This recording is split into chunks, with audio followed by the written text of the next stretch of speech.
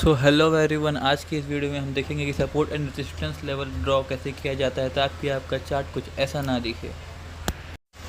Support and resistance की level होते हैं गाइस, जो आपके लिए जानना बहुत ही ज़रूरी है, लेकिन 99% लोग अभी भी इसे गलत ही ड्रॉ कर रहे हैं। अगर आप अच्छे से सपोर्ट एंड रेजिस्टेंस ड्रॉ कर सकते हैं तो आपको ये एक हाई विन रेट स्ट्रेटेजी दिला सकता है। तो इस एग्जांपल में आप देख सकते हैं कि प्राइस जैसे ही इस एरिया में आता है वैसे ही डायरेक्टली नीचे की तरफ प्राइस चला जाता है। तो यहाँ पे एक हमारा रेजिस्टेंस एरिया बनता है, तो प्राइस जैसे ही वापस आएगा तो आपको यहाँ पे एक सेल अपॉर्चुनिटी मिलेगी। एक बहुत ही कॉमन मिस्टेक है जो लोग करते हैं कि अपने चार्ट्स पे बहुत ज़्यादा ही एरियाज ड्रॉ कर देते हैं, जिनकी वजह से उनका चार्ट ज़रा भी क्लियर नहीं दिखता। The reason why people are doing such mistakes because लोगों को ये सपोर्ट एंड रेजिस्टेंस के सीक्रेट रूल्स नहीं पता, जिसमें पहला रूल है मल्टीपल रिजेक्शन। तो इस एग्जांपल में आप देख सकते हैं कि प्राइस एक ही एरिया से कितनी बार रिवर्स हुआ है, तो इसी को हम मल्टीपल रिजेक्शंस बोलते हैं। तो हम अपना सपोर्ट एरिया इस एरिया पर ड्रॉ कर सकते हैं। तो यहाँ आप देख सकते हैं कि प्राइस ने मल्टीपल रिजेक्शंस दिया है, तो यहाँ पे हम अपना एक रेजिस्टेंस एरिया ड्रॉ कर सकते हैं। लेकिन अगर चार्ट कुछ ऐसा दिखे जहाँ मल्टीपल रिजेक्शंस हो ही ना, तब क्या होगा? तो आइए हम देखते हैं अपना second rule of support and resistance, जो है move away from swing high and low. तो इस एग्जांपल में आप देख सकते हैं कि प्राइस ने अभी तक कोई भी रिजेक्शन फॉर्म नहीं किया है, लेकिन प्राइस जैसे ही इस स्विंग हाई पर आता है प्राइस कितने ज़्यादा मोमेंटम के साथ डायरेक्टली नीचे गिरता है। तो हम यहाँ पे अपना एक रेजिस्टेंस एरिया ड्रॉ कर सकते हैं। तो इस एग्जांपल में आप देख सकते हैं कि प्राइस स्विंग लो से कितने ज़्यादा मोमेंटम के साथ रिएक्ट कर रहा है, तो यहाँ पे हम अपना सपोर्ट एरिया ड्रॉ कर सकते हैं। तो आइए देखते हैं हमारा थर्ड रूल, जो है level can be both support and resistance also. आपका रेजिस्टेंस आपका सपोर्ट बन सकता है और आपका सपोर्ट ही रेजिस्टेंस बन सकता है। फॉर एग्जांपल इसमें आप देख सकते हैं कि कितनी बार प्राइस इस एरिया से रिजेक्ट कर रहा है, तो मतलब ये एक बहुत ही स्ट्रॉन्ग रेजिस्टेंस एरिया है। लेकिन जब प्राइस इस एरिया को ब्रोक कर देता है तो ये एक सपोर्ट एरिया की तरह एक्ट करने लग जाता है। तो आपका रेजिस्टेंस आपका सपोर्ट भी बन सकता है और आपका सपोर्ट आपका रेजिस्टेंस भी बन सकता है। तो बढ़ते हैं हमारे नेक्स्ट रूल की तरफ, जो कि है the area must be near the current price. तो आपको ऐसे ही एरियाज ड्रॉ करने हैं जो करंट प्राइस के आजू बाजू या पास में हो। कोई ऐसा एरिया आपको ड्रॉ नहीं करना जो करंट प्राइस के बहुत दूर हो, वो एरिया आपके कोई भी काम का होने वाला नहीं है। तो इस केस में हमें करना ये है कि जो करंट प्राइस वाले एरियाज है उन्हें हमें ड्रॉ करना है। तो आप देख सकते हैं ये जो दो एरिया है वो हमारे लिए इम्पोर्टेंट है।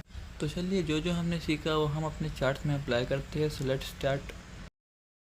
तो इस एग्जांपल में आप देख सकते हैं कि यहाँ हमारा सपोर्ट एरिया है, क्योंकि इस एरिया पे प्राइस ने मल्टीपल रिजेक्शंस दिया है और जो हमारा प्राइस है वो स्विंग लो से बहुत ही सिग्निफिकेंटली मूव कर रहा है।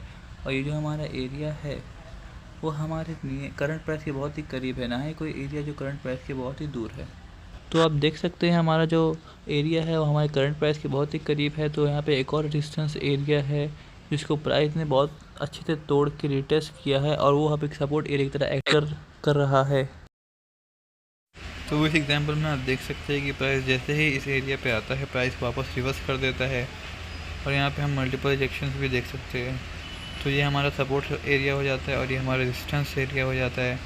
और क्या हमें इस दोनों एरिया को ड्रॉ करना है? नहीं, हमें इन दोनों एरियाज़ को नहीं ड्रॉ करना है जब तक कि प्राइस इन दोनों एरियाज़ में से किसी एक को तोड़ दे और रिटेस्ट करके ऊपर या नीचे जाए। आपको एक सीक्रेट टिप्स पता चलूँ गाइस कि आपको जो सपोर्ट रेजिस्टेंस एरिया जो ड्रॉ करनी है वो एक बॉक्स के फॉर्म में होना चाहिए, ना कि कोई लाइन के फॉर्म में। क्योंकि आप लाइन के फॉर्म में अगर ड्रॉ करेंगे तो प्राइस सही से उस पर रिटेस्ट नहीं करेगा, शायद उसके ऊपर से या उसके टच होने से पहले ही रिवर्स कर जाएगा और आपको लगेगा कि आपका एरिया टच नहीं हुआ। लेकिन वो एक एरिया होना चाहिए, वो बॉक्स में होना चाहिए। तो ये हमारा सेकंड एग्जांपल में आप देख सकते हैं कि यहाँ एक सपोर्ट एरिया है और यहाँ हमारा एक रेजिस्टेंस एरिया है, क्योंकि प्राइस यहाँ पे मल्टीपल वीक रिजेक्शंस दे के यहाँ से नीचे गिरा है। यहाँ पे आप देख सकते हैं प्राइस यहाँ पे नीचे गिरा और यहाँ से ऊपर गिरा। तो ये हमारा सपोर्ट एरिया हो गया, हमारा रेजिस्टेंस एरिया हो गया। और प्राइस जैसे ही इस एरिया पे वापस आता है तो आपको देखना है कि प्राइस क्या करता है। प्राइस या तो इस एरिया को ब्रोक करके रिवर्स करेगा या तो इस एरिया से ही वापस प्राइस नीचे आएगा, तो आपको देखना है। लेकिन यहाँ आप देख सकते हैं कि प्राइस ने डबल बॉटम बनाया है लेकिन आपको डायरेक्टली एंट्री नहीं लेना, आपको कंफर्मेशन के बाद ही एंट्री लेना है, जो कि हम देख सकते हैं यहाँ पे एक बुलिश बेरिश इनगल्फिंग कैंडल है। इस बेरिश इनगल्फिंग कैंडल से आपको सेल करना है और आपका जो टीपी होगा थोड़ा सा इस लो के ऊपर थोड़ा ऊपर होगा। बहुत से लोग थोड़ा नीचे लगाते हैं, उनका टीपी अक्सर हिट हो जाता है, लेकिन अब हमें थोड़ा ऊपर लगाना है और हमारा जो टेक प्रॉफिट होगा वो सीधा अगले सपोर्ट एरिया पे होगा। इस टीपी को रखने की वजह ये है कि गाइस ये हमारा सपोर्ट एरिया भी है और ये इससे पहले आप देख सकते हैं कि पहले ये रेजिस्टेंस एरिया हुआ करता था। ये देखिए यहाँ पे रेजिस्टेंस एरिया था, प्राइस ने इस एरिया को तोड़ा और उसके बाद इससे ये एक सपोर्ट एरिया बन गया। और आप ये भी देख सकते हैं कि करंट प्राइस के बहुत नियर है, इसलिए हमने इस एरिया को टेक प्रॉफिट रखा है। और आप देख सकते हैं कि ईजिली हमारा टेक प्रॉफिट जो है यहाँ पे हमें मिल रहा है। कोई बात नहीं गाइस, अगर आपको अभी भी समझ नहीं आया तो आपके लिए एक और एग्जांपल मैं लेकर आया हूँ। तो इस एरिया पे आप देख सकते हैं यहाँ हमारा सपोर्ट है और यहाँ हमारा रेजिस्टेंस एरिया है। तो हम देखेंगे कि प्राइस इस रेजिस्टेंस एरिया को टच करने के बाद क्या करता है। तो यहाँ पे आप देख सकते हैं प्राइस ने जैसे इस एरिया को टच करने के बाद वीक्स देना चालू कर दी। तो अभी यहाँ पे एक बेरिश कैंडल देख सकते हैं आप, लेकिन हमें अभी इंटर नहीं करना, हमें और कन्फर्मेशन का वेट करना है। तो यहाँ पे आप देख सकते हैं कि एक बेरिश इनगल्फिंग कैंडल दी गई है और प्राइस ने EMA को भी क्रॉस कर दिया। तो अब हम अपनी एंट्री लेंगे। तो यहाँ हमारी एंट्री चालू होती है गाइस, यहाँ पे हम सेल करेंगे। तो यहाँ सेल करने के बाद जो हमारा स्टॉप लॉस होगा वो इस लो के थोड़ा सा ऊपर होगा, ठीक है, इस लो के थोड़ा सा ही ऊपर। और जो टेक प्रॉफिट होगा गाइस वो हमारा वो नेक्स्ट सपोर्ट एरिया पे होगा। तो ये हमारा जो एरिया है ये इधर हमारा टेक प्रॉफिट होगा। तो देखते हैं गाइस ये ट्रेड हमारी कैसे प्ले आउट करती है। और आप देख सकते हैं ये एरिया हमारा पहले रेजिस्टेंस एरिया था जो कि सपोर्ट एरिया बन चुका है, उसके ऊपर एक और रेजिस्टेंस एरिया है। तो देखते हैं हमारी ये ट्रेड कैसे प्ले करती है।